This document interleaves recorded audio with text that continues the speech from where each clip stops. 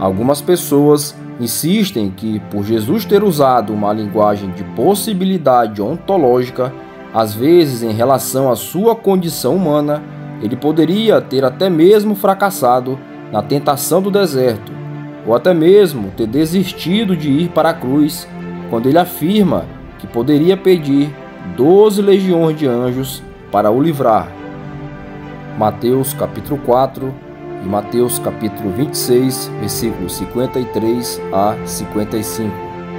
Todavia, isso significa que o propósito de Deus sucumbiria se Deus não controlasse cada evento, então tudo estaria em ruínas. Lembrando que Deus não muda e, portanto, Jesus não poderia mudar de ideia. Afinal, ele é imutável. E se apenas inferíssemos que Deus não fosse constante e fixo no que ele diz, promete e faz, estaríamos chamando ele de mentiroso e cometendo uma blasfêmia.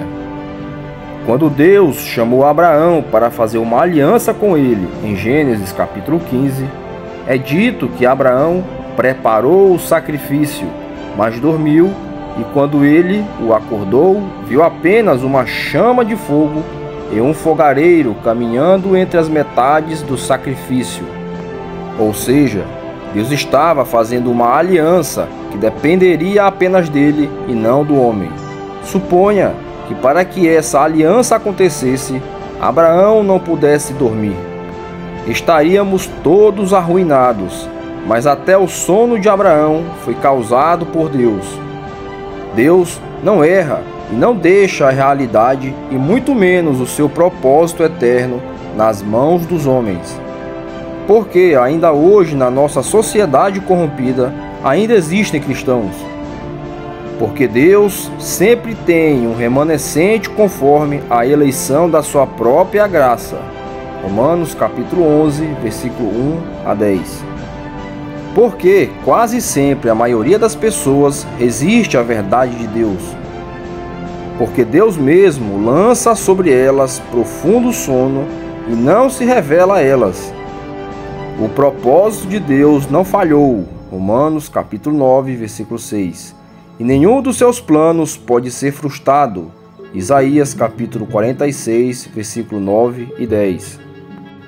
Como eu já disse diversas vezes, o homem e o diabo são os agentes pecaminosos, podendo ser chamados de causas secundárias se você manter a verdade de que todas as ações e pensamentos forem controlados ativamente por Deus. Pois não há concorrência com Deus e o homem para que se forme o evento da realidade. A Bíblia afirma que Herodes e Pôncio Pilatos, os judeus e os romanos mataram Jesus, agentes, mas afirma que fizeram isso pela mão de Deus, causa real. Atos capítulo 4, versículo 27 e 28. Assim, você tem a Bíblia afirmando que Deus moeu a Cristo, Isaías capítulo 53. E ao mesmo tempo você tem os homens fazendo isso como agentes. Não há contradição alguma. Quando Judas vendeu Jesus por 30 moedas de prata, ele está sendo um agente, mas ele não era livre para escolher fazer isso por 29 ou por 31 moedas de prata.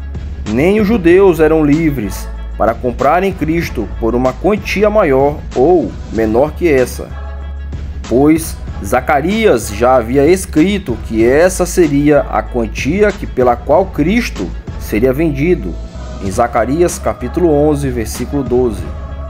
Os soldados romanos não eram livres para quebrar as pernas ou sequer um osso de Jesus, pois ele era o Cordeiro Pascual, cujos ossos não poderiam ser quebrados.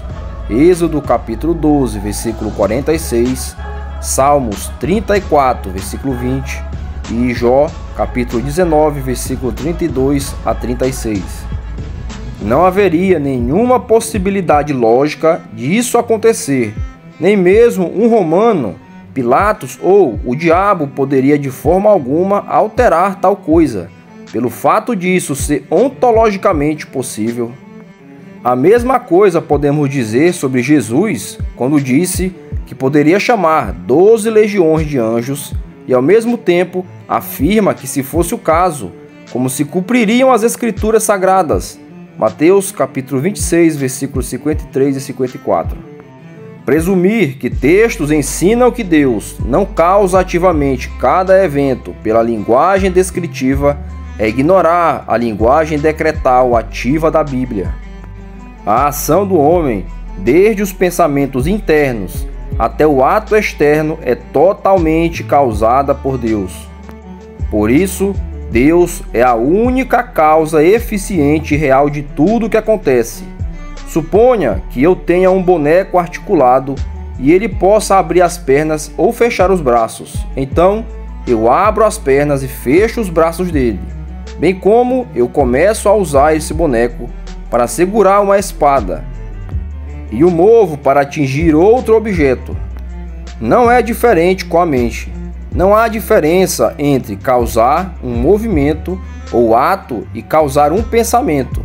O boneco pode pensar, a mente é como o braço na minha analogia e o pensamento é um movimento dele em alguma direção possível. Assim, quando eu movo a mente do boneco, eu mesmo estou causando e o boneco está pensando. Não há segunda causa real, apenas uma causa ocasional ou, como eu gosto de chamar, causa mecânica. Uma mente não pode causar a si mesma a pensar X ou Y.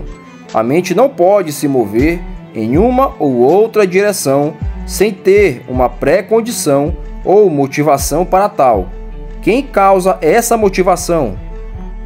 Ou seja, uma mente não é neutra. Ela não é uma tábua em branco. Ela não possui neutralidade. A mente possui pressupostos e se move em direção a X ou Y de acordo com os pressupostos e desejos aos quais ela está fundamentada. E o pensamento? Como uma mente recebe uma nova ideia? Isso, o escolasticismo e o calvinismo aristotélico não podem responder. Afinal, sua epistemologia está repleta de empirismo. No ocasionalismo, Deus causa todos os pensamentos das pessoas, sejam bons ou maus. Até mesmo quando ele usa agentes como o diabo, Deus controla tanto a mente como os dardos do diabo. Como controla como a mente da pessoa que recebe esses dardos irá reagir. No final de contas, Deus controla todas as coisas e o homem, os anjos e o diabo não possuem liberdade alguma. O universo é de Deus e Ele é o único Deus. Ele é o oleiro e todas as criaturas são como barro em suas mãos.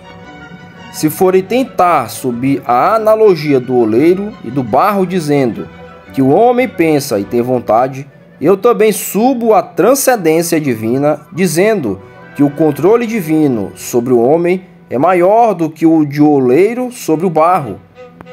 Assim, ou vocês aceitam a analogia do oleiro e barro, ou ficam com um Deus pagão aristotélico que não é o da Escritura Sagrada.